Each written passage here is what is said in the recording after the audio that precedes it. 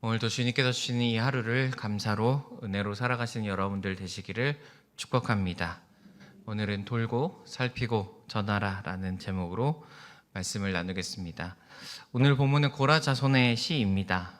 구약에 보면은 시온이라는 단어가 등장하는데 보통은 예배의 중심지 하나님의 성전이 있던 예루살렘을 지칭하는 이야기입니다. 궁극적으로는 하나님이 계신 곳이라는 뜻을 가지고 있는데요.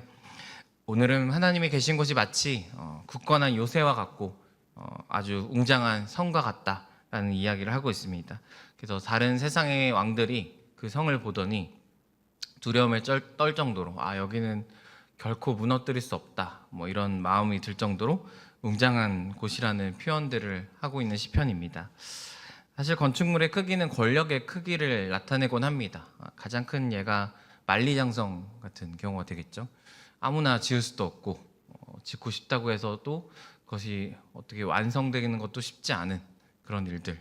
그러니까 다른 나라에서 꿈도 못 꾸는 일들을 해내는 걸 보면서 저 나라가 얼마나 자원이 많고 사람이 많고 힘이 센지를 보여주는 거죠. 요즘 같은 경우는 높은 곳에 사는 게 약간 권력처럼 느껴지는 경우들이 있습니다. 왜냐하면 땅도 비싸고요. 높은 곳에 올라가면 예를 들면 이제 롯데에 가면 그 잠실에 가면 시그니엘이라는 뭐 이런 데도 있고 엄청 높은 데에 살면서 또 비싼 곳에 살면서 저 사람의 재력이 얼마나 되는지 이런 것들이 권력이 되곤 하죠. 그래서 요즘은 아파트를 지으면 무조건 옆에 있는 아파트보다 높게 지려고 엄청 노력을 합니다. 그래야 우리 아파트가 더 좋아 보이고 사람들도 이 건물에 살면서 내가 다른 사람보다 좀 잘 사는 것 같은 어떤 우쭐함을 좀 느끼게 되기 때문입니다. 오늘 하나님의 성에 관한 이야기를 나타내는데 사실 하나님의 성은 이름 자체가 듣다 보면 조금 이상하죠. 왜냐하면 하나님은 성이 필요 없으신 분이니까요. 하나님의 웅장한 성이 왜 필요하겠습니까? 사실은 이 성 자체가 하나님을 뜻하는 말이고요. 하나님께서 얼마나 크고 위대하신지를 나타내고 있는 시편입니다. 오늘은 세 가지 명령을 돌아보면서 우리가 해야 될 것을 살펴보고자 합니다. 먼저 12절 말씀 함께 읽겠습니다. 너희는 시온을 돌면서 그곳을 둘러보고 그 망대들을 세어보라. 시온을 돌아보라 라고 이야기합니다. 첫 번째 명령은 둘러보라 라는 이야기입니다. 자세히 사물을 주의해서 보면서 관찰해 보라 라고 이야기를 합니다. 너희들 하나님이 계신 그곳을 둘러보라 라고 이야기를 하는 것이죠. 하나님이 얼마나 강하고 얼마나 굳건하신 분인지를 자세히 살펴보라고 이야기합니다. 고대에는 이 망대의 숫자가 곧 권력을 나타냈다라고 합니다. 성마다 이렇게 동그랗게 네모나게 둘러한 다음에 그 성을 지키고 또 보호하고 관찰할 수 있는 망대들을 세우죠. 망대가 많다는 건 그만큼 세울 수 있는 군사도 많다는 걸 의미하고요. 또 앞서 얘기했듯이 성보다 위에다 쌓으니까 그 권력을 나타내고도 합니다. 당시 예루살렘의 망대, 그러니까 이 시편이 지었을 당시의 망대들은 공격에 훼손된 망대가 전혀 없었다라고 이야기를 합니다.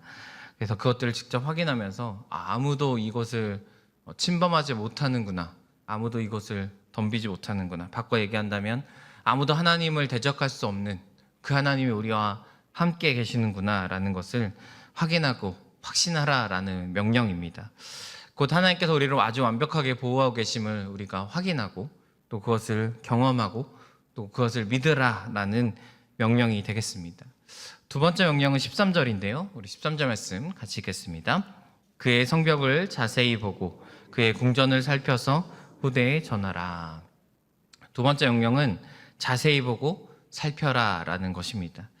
앞서의 명령이 실제적인 모습을 살피는 것이라면 두 번째 자세히 보고 살피라는 명령은 깊이 묵상하고 생각해보고 살펴볼 것을 의미합니다. 조금 더 깊은 의미를 가지고 있죠.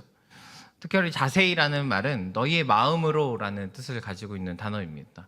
그러니까 눈으로만 보는 게 아니라 정말 마음을 다해서 이 성벽을 보면서 이곳에 어떤 일이 일어나는지를 살펴보라는 것이죠. 당시의 전쟁은 성을 무너뜨리기 위한 전쟁이었습니다. 성을 무너뜨리면 자신이 갖고 있던 모든 군사들이 다 침범할 수 있었기 때문이죠.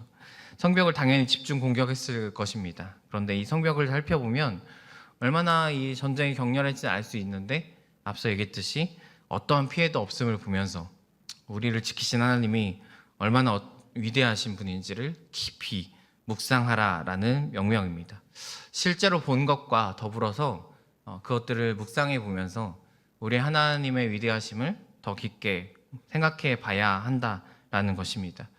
우리는 하나님을 분명하게 발견함으로 말미암아 그것을 깨닫고 또 그것을 발견하는 것을 은혜라고 부릅니다.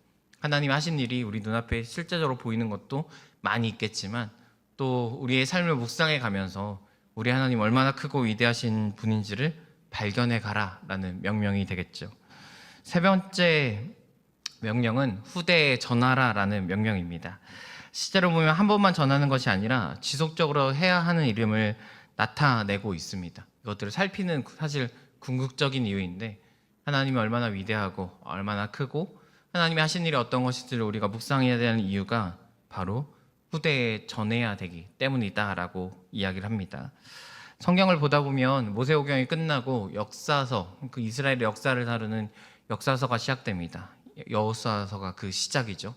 믿음의 정복 전쟁을 하는 이야기가 끝나고 사사기로 넘어갈 때 사사기 초반에 보면 이런 구절이 나타납니다. 여호와를 알지 못하는 다른 세대가 나타났다라고. 놀라운 전쟁을 하고 땅을 정복했습니다. 막 하나님의 말씀을 지켜서 그 놀라운 일들을 이뤄냈고 연전연승을 거두면서 가나안을 정복했던 이들의 결말에 굉장히 안 어울리는 한 구절이죠. 여호와를 알지 못하는 다른 세대라고. 이들의 신앙이 전수되지 못했다라는 것을 보여주는 구절입니다. 지금 우리 교회가 이제 여름 사역이 시작됐죠. 지난주는 여름 성경학교가, 유치부 어린이부 여름 성경학교가 시작됐고요. 이제 돌아오는 주일부터 청소년부가 수련을 시작합니다. 그리고 그 다음 주는 청년부가 시작돼서 한 주에 한 부서씩 진행되고 있습니다. 사실 우리 교회는 교육부서가 이렇게 진행을 하고 있고 아이들이 보이니까 잘 못 느끼실 수 있는데, 사실 우리나라에 다른 세대, 다음 세대, 그러니까 교육부서가 없는 교회들이 훨씬 더 많습니다. 네, 수련을 하고 싶어도 할 수가 없는 그런 교회들이 너무나 많아요. 흔히 미전도 종족이라고 불리는 종족들이 있습니다. 기독교인 비율이 3% 이하로 된 경우를 미전도 종족이라고 하고, 그것을 보통 선교지, 가장 선교를 많이 해야 되는 곳 이렇게 하는데, 최근 청소년들의 복음화율이 3.8%라고 합니다. 점점 당연히 떨어지고 있습니다. 30세 이하로 접근하면 거의 3%에 근접했다라고 이야기를 합니다. 그러니까 우리의 선교지가 꼭 외부만이 아니라 사실은 우리 삶의 현장에 있는 우리의 다음 세대들이 이제 우리가 꼭 전도를 하고 선교해야 되는 우리의 다음 세대 미전도 종족이 되어가고 있다라고 볼 수 있는 것입니다. 특별히 저는 오늘 말씀을 묵상하고 준비하면서 하나님을 우리가 왜 알아야 하는가, 하나님의 은혜를 왜 깨달아야 하는가, 마지막 명령에 방점이 찍혀 있다라고 생각합니다. 후대에 전해야 하기 때문에. 우리의 신앙의 믿음의 삶뿐만 아니라 우리 한 사람 한 사람이 이 믿음을 지켜가고 또 교회를 이루어가고 우리가 하나님의 은혜를 묵상함으로 말미암아 또 그것을 우리가 다음 세대에 전해야 하는 사명도 우리 모두에게 있는 줄로 믿습니다. 내 자녀가 다음 세대에 있다고 하지 않아도 내 자녀들이 지금 다 결혼하고 나아가고 그렇다 한더라도 우리가 한 교회로서 특별히 더 기도할 수 있는 우리 여러분들 되시기를 축복합니다. 이 여름 성경학교 또 수련회들을 통해서 우리의 교육부서들이 무엇보다 예수를 알고 하나님을 알고 이 미전도 종족에서 벗어날 수 있는, 그래서 전 여전히 믿고 있거든요. 우리 교회 자체도 부흥할 수 있지만 하나님의 다음 세대 우리 자녀들도 부흥할 수 있음을 저는 믿고 있습니다. 우리가 겪었던 그 부흥의 세대들이 다시 올 수 있도록 우리가 꼭 돌아보고 자세히 살피고 전할 수 있는 여러분들 되시기를 축복합니다. 기도하겠습니다.